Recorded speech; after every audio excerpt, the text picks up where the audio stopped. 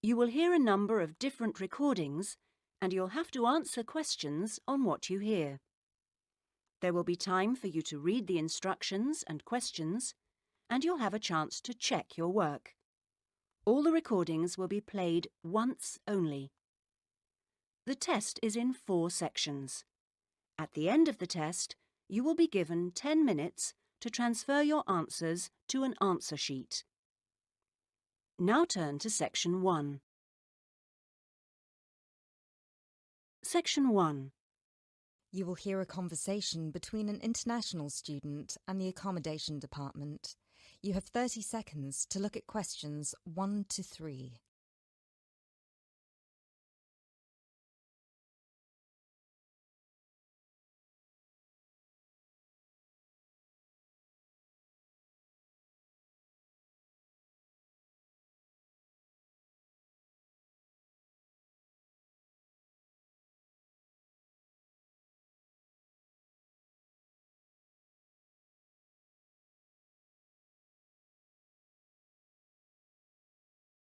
Hello, Accommodation Department. How can I help you? Do you look after accommodation for international students? Yes, we look after accommodation for all the students. Good. I hope you can help me then. I've only just been accepted onto a postgraduate course, and I want to know if there is any accommodation available from this September. I know it's very short notice. Yes, it is rather late, but I'm sure we'll be able to find you something. First of all, can you give me your name and student number so that I can find you on the system? Sure. My name is Maria Teresa Gonzalez. Maria Teresa Gonzalez. How do you spell that? Gonzalez. Thank you. Got it. And your student number, please? SHU 300715PG. SHU 300715PG. Ah, here you are. Department of Modern Languages. Yes, that's me.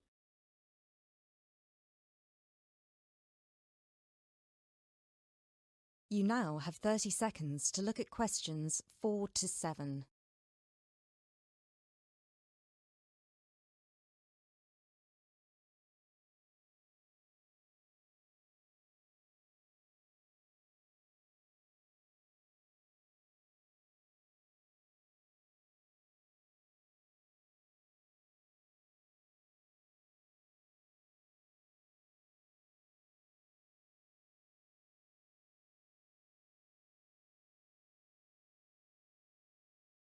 Okay, now there are several options for postgraduate students. Firstly, there is the Trigon. This is a new block near to the station and not far from the main campus. Accommodation is what we call cluster accommodation. What does that mean? There's a small group of rooms, usually 6, each with its own bathroom clustered around a lounge kitchen area which is shared. Oh, I see. That sounds good. They are very popular. The price for these is £99 per week, and we do have some availability left. However, for postgraduate students, there are other options. And what are they? There's another apartment block called The Cube, located near the west gate of the campus. Accommodation there is in 1 or 2 bedroom self-contained flats.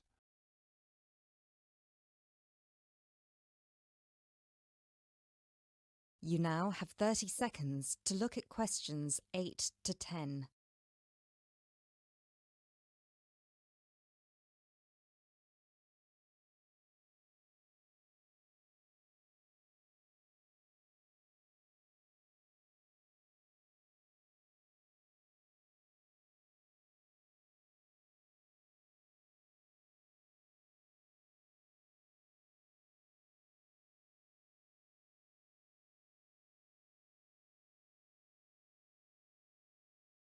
So, the cube is self-contained. How does that work? Well, basically, they're just like ordinary apartments. Each apartment has 1 or 2 study bedrooms with ensuite bathroom, a lounge and a kitchen. And what is the price of those? For the one bedroom, it is £180 per week, and for the two bedroom, it is £110 per week for each person. And can I choose who I share with? If you have a friend and you would like to share with them, of course, we can reserve a two-bedroom apartment for you both. Otherwise, you just have to share with whoever else is there. Obviously, it will be another woman. I will have to think about this. Do I have to make a decision now? No, but we don't have much accommodation left, so I can't guarantee that there will still be availability if you leave it too long. Yes, that's fair. I have a friend in the management department who might like to share. I will speak with her and get back to you this afternoon. Okay, fine. Do let us know as soon as you can. I will do. Thanks for all your help. My pleasure. Bye. Bye. That is the end of section 1. You now have half a minute to check your answers.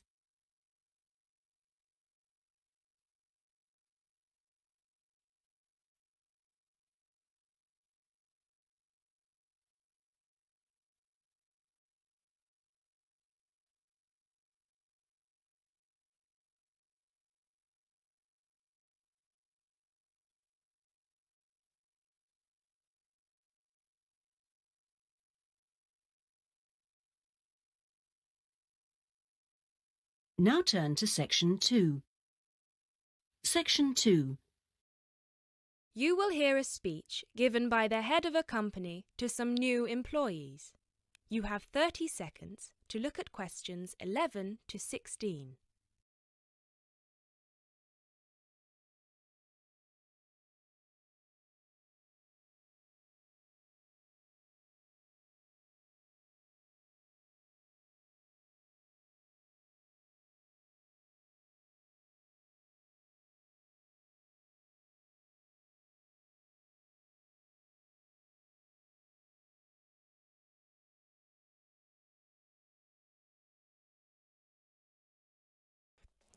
First of all, a warm welcome to Barker's Country Safaris. We're delighted to have you all on board for this season.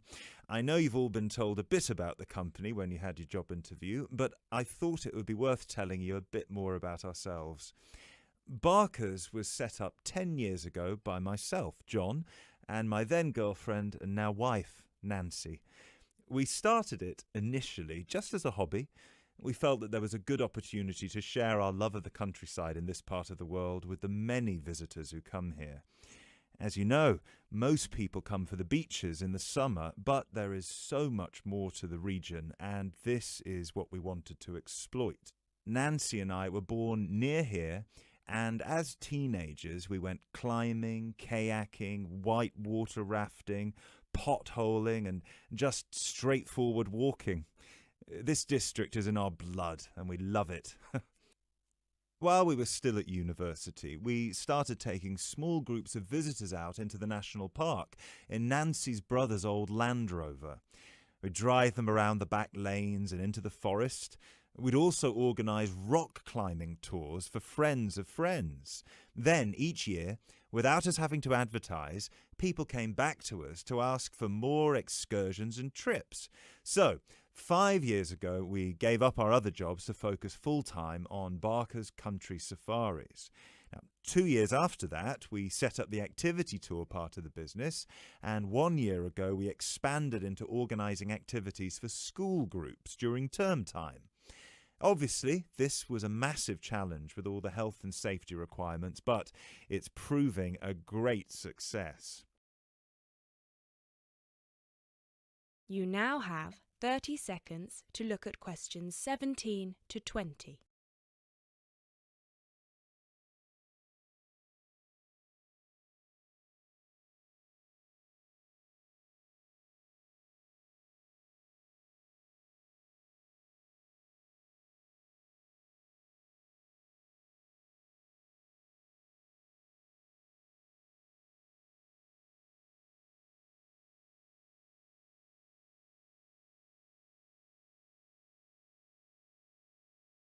Anyway, we'll certainly not be dealing with school parties during the summer holidays.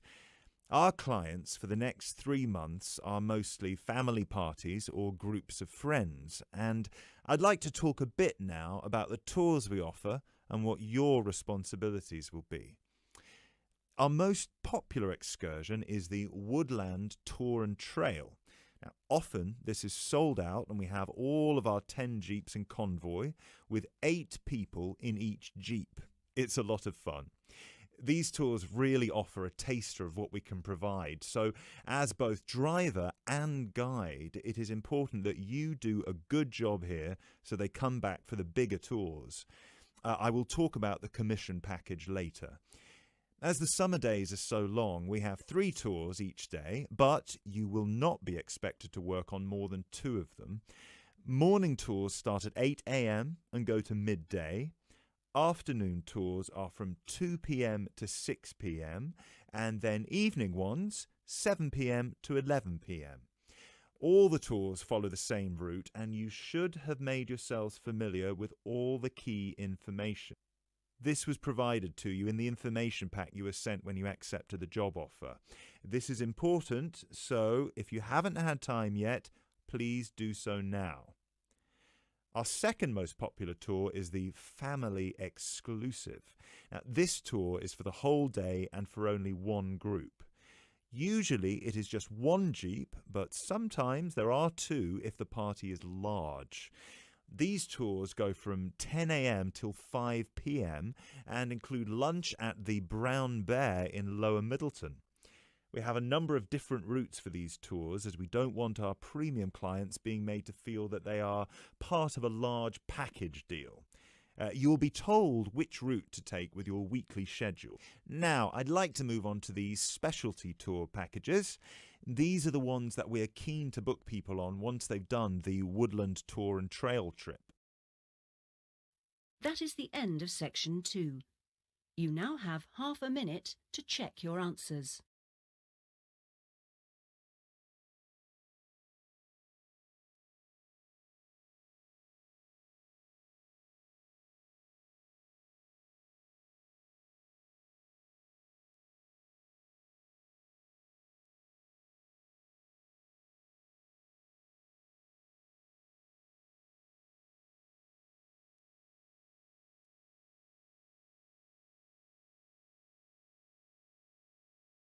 Now turn to section 3. Section 3. You will hear a conversation between 2 students who will discuss a project they're working on together. You have 30 seconds to look at questions 21 to 27.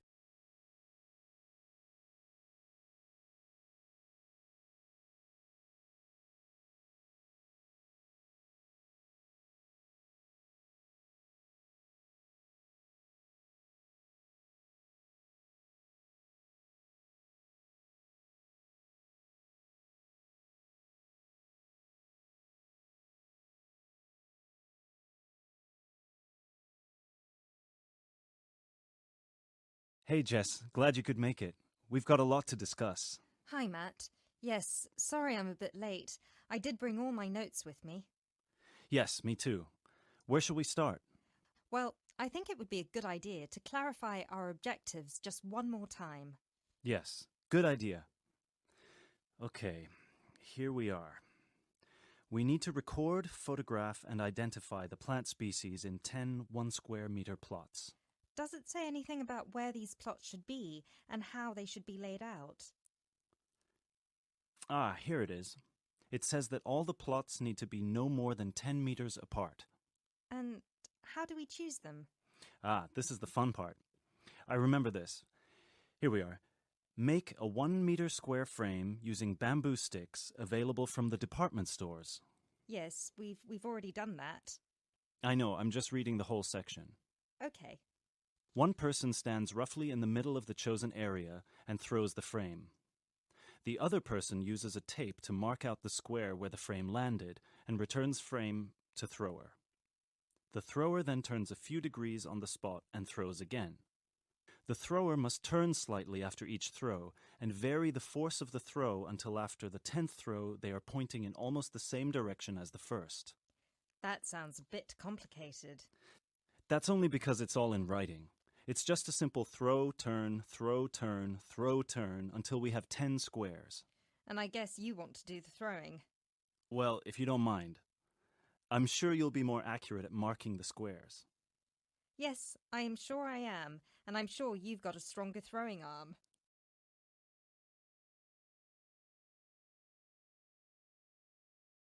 You now have 30 seconds to look at questions 28 to 30.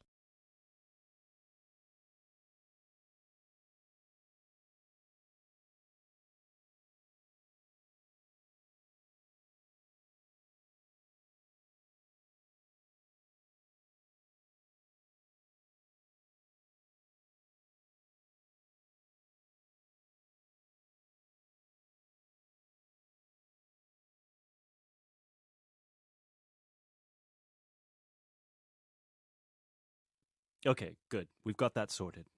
Now we need to decide where to go. Yes, I've been thinking about that, and I've brought the map. Ah, well done. I forgot mine. Now, I've identified 3 possible locations, but they've all got some disadvantages. Okay, fire away. Well, the area around this lowland marsh could be interesting. There'll be a lot of interesting water plants here. Looks good, but what's the problem? Mainly that it's already a designated nature reserve, and I think there's already been a lot of research done here. Ah, I see. Well, I'd rather do something that's new and can be useful. I agree. That's why I identified this area further west. See, here, behind the beach. Oh, yes, I see. That area there, where it's flat, but quite high. Exactly. If you look a bit further inland, you'll see that there are hills which will protect that area from strong north winds. I see. Excellent. But what's the problem? Just that it may not be very interesting. We know that the geology there is not conducive to a wide variety of plants. I agree. So what's your last idea? Well, I think this one is a bit of a winner, although I did want to show you the other 2. Look up here, on the north coast. Where? See this bay? Well, I know that there's been quite a lot of studies done here, but a bit further to the east, behind this headland. No one has ever looked at that. Well, I certainly couldn't see any studies. That is interesting. And the plant life could be a bit different because of the shelter from the wind the headland provides. Exactly. Brilliant, Jessica. That's a great idea. We'll go there. Thanks. Now all we have to decide is when is a good time. That is the end of section 3. You now have half a minute to check your answers.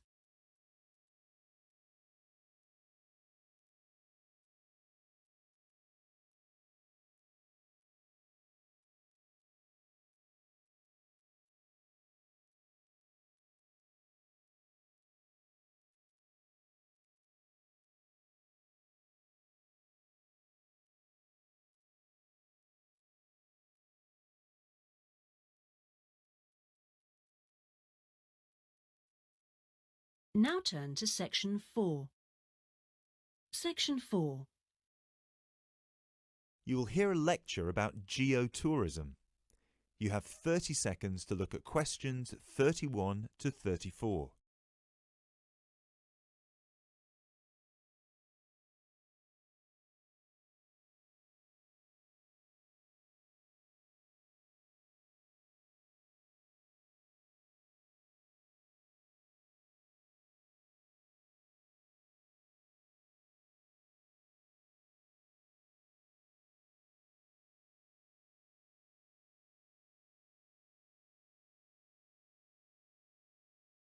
Now, I'd like to move on to talk about something called geotourism.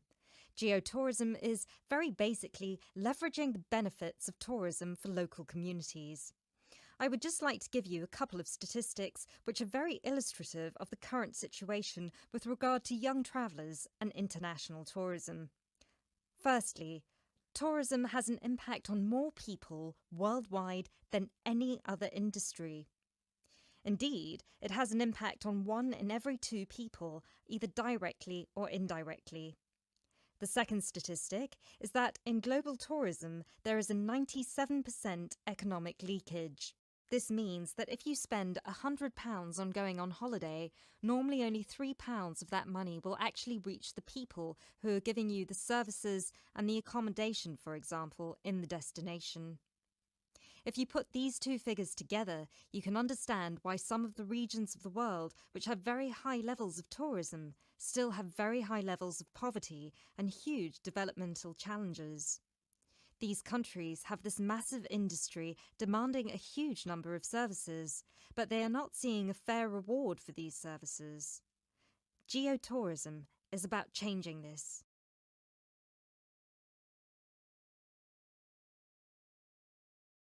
You now have 30 seconds to look at questions 35 to 40.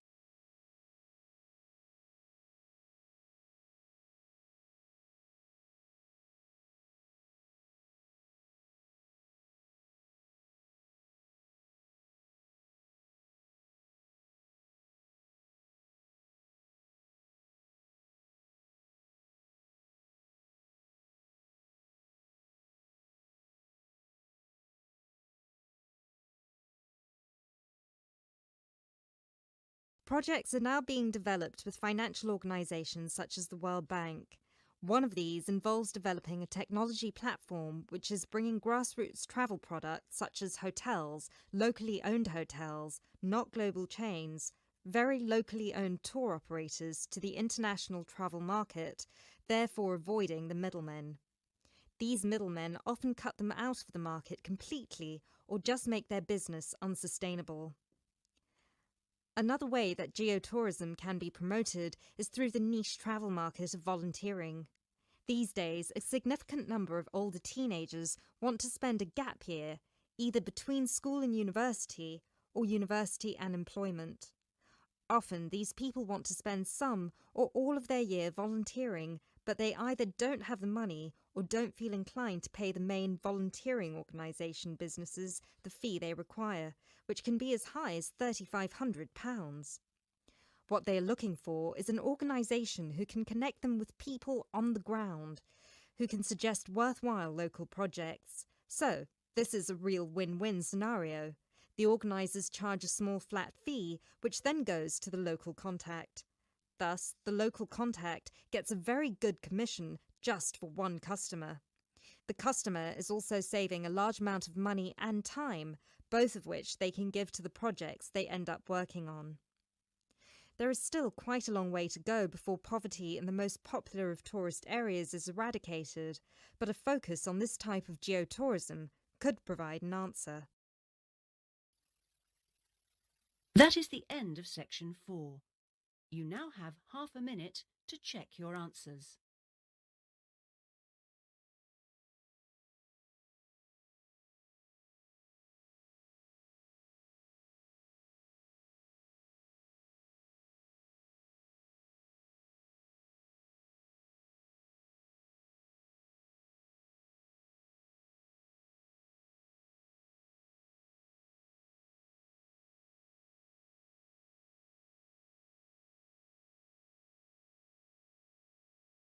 That is the end of the listening test.